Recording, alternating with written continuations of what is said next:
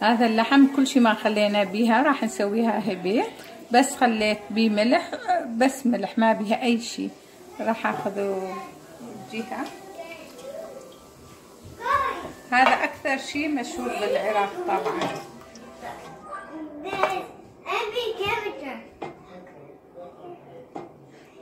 راح كله اطلعه.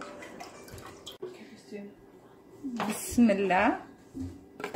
هذا طبعا ما يروح له بهارات كثيرة. انتو اي نوع دهن عندكم؟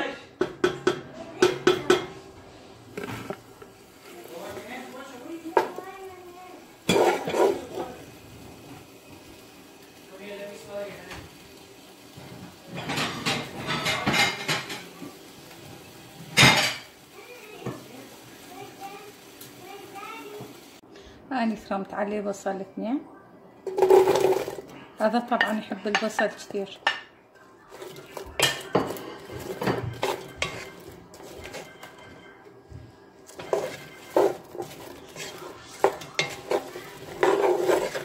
نهائيا لا تخلون بيها اي شيء، بس كاري يروح بيها وملح، نهائيا ما يروح بيها فلفل اسود، هاي الاشياء نهائيا لا تخلون بيها،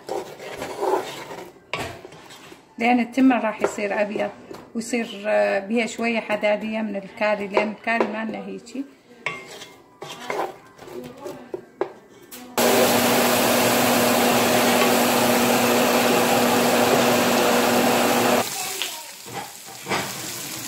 كاري لا تخلون بيها فلفل اسود، ما يروح وياها.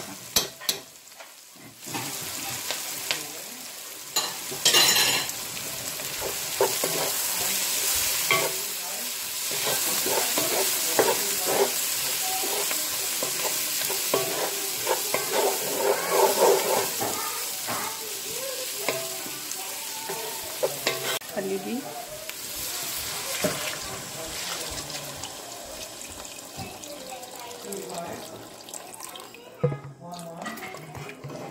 راح خليه يفور على كيفه.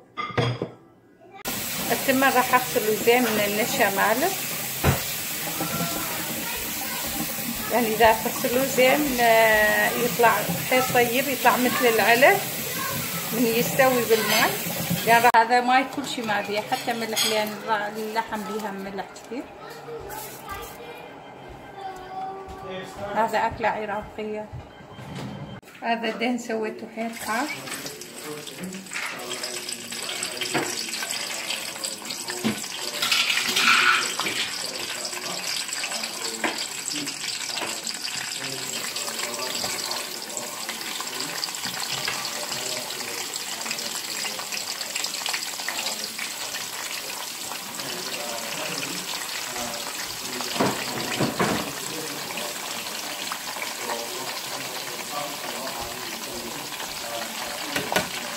ان شاء الله من اطلعه اشوفكم.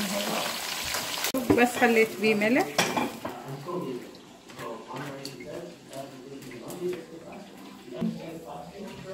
بيغلي ينقل عادي. ايه بس سويت راح اراجعه هنا.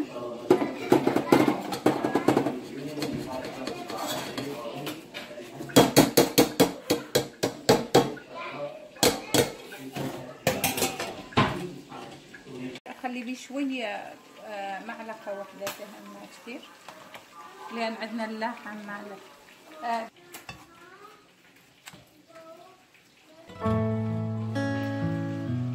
هذا خبز معفن.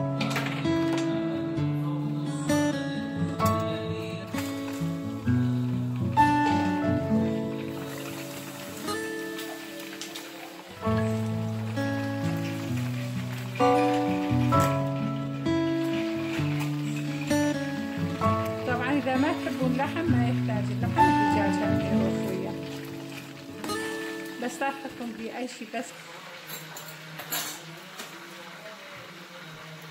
طبعا إذا هذا ماكو صنوبر، إذا صنوبر ماكو جوز، أي شيء بس يكون شنو هو